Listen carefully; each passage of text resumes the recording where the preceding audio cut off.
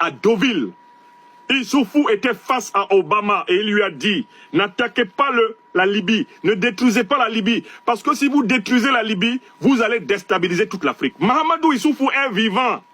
Il faut que la justice nigérienne aille chercher ce monsieur, l'amène au tribunal, qui s'explique.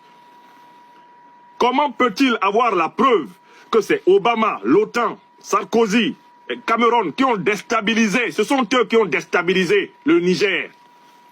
Et comment peut-il avoir initié une politique de lutte contre les terroristes en s'appuyant sur les puissances qui les ont fait venir?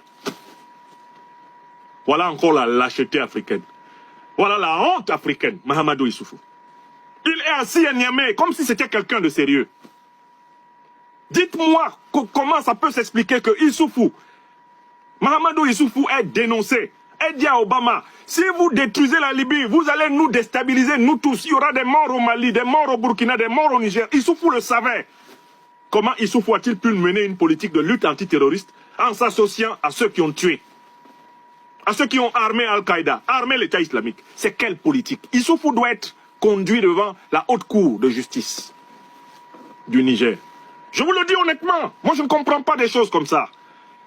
Les gens qui sont en train de se faire massacrer au Niger, c'est la conséquence d'une politique erronée de lutte antiterroriste qui a été menée exprès par des dirigeants corrompus. Et c'est ça le problème. Et c'est ce problème qui déterre même dans le comportement des Africains sur les réseaux sociaux. Au lieu de m'encourager, parce que la lutte que nous sommes en train de mener, c'est pour nous et nos enfants, ils vont venir me décourager.